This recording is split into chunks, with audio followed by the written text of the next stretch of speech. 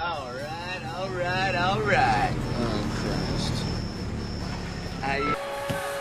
Dad, what are you doing here? See Tommy. Double. Thanks. Jimmy, you study. No hockey.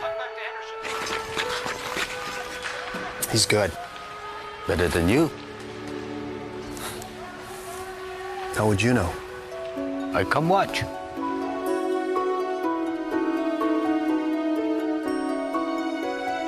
Okay.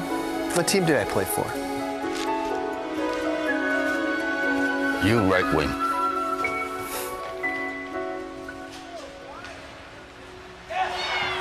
Tommy, go! Hey! My grandson.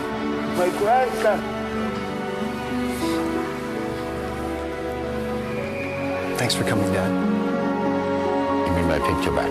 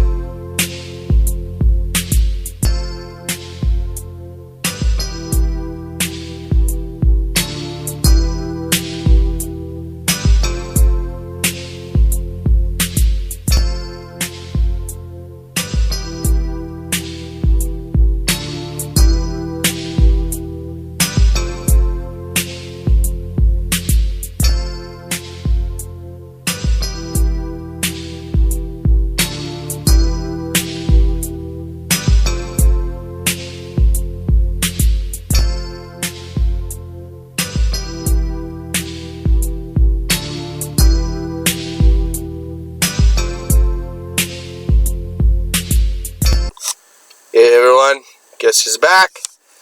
It's Kamish back here with another draft preview. It's the last one of the year before we get into team previews after the draft. It's Danny and Billsy Bob Timhorton, guy that finished dead last year. We're giving him a career record of 3-10. Last year was his last year. I got to give him credit though; he kind of filled in for a real crappy team.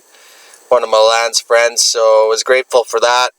The schedule, looking at it, definitely winnable for sure for Danny. I think he can make a lot of improvements there. Compared to last year, he might have a tougher schedule. Looking at the keepers, he's done his best to try to get the best 5 he can get. He's got Big Ben, he's got C.J. Anderson, Melvin Gordon, Mike Gillisley, Sammy Watkins. So 3 running backs, 3 capable running backs. I mean, C.J. and Mike Gillisley are still question marks, but definitely some options there. Looking at the draft picks, rounds 1 to 10. He's got a total of, it looks like 12 picks. The issue is, though, no first rounder, no third rounder, no fourth rounder. But then he's got 2 fifths, 3 sixths, and 2 ninths and 2 tenths. So it's spread out for him to have some draft picks, but obviously not having a first or a third or fourth rounder is going to limit the talent he's going to be able to get in those first rounds. Looking at rounds 11 to 20, he's got 7 picks, and then looking at rounds 21 to 30, he's got 11 picks, with one of them being Mr. Irrelevant, the last pick of the draft. So that's kind of always not the best pick to always have, but the outlook for Danny's this. I mean, he's obviously made the change to having double-doubles in his life with the new team name. Will it translate into success? Well, it remains to be seen. I see the strategy he did. He wants to get the best 5 keepers. I think he gave up a hell of a lot for Melvin Gordon last year, so hopefully Melvin Gordon will pay off. I think he will be a top running back this year. But obviously for Danny, I think, without the early draft picks, it could help, but he's also got a lot of depth there that he can get in those 6th and 7th rounds, 8th, 9th, whatever. So for Danny, it's a privilege to have him around, and I do hope that he finishes better than dead last, because he might not be in the league if he does. Good luck, Danny.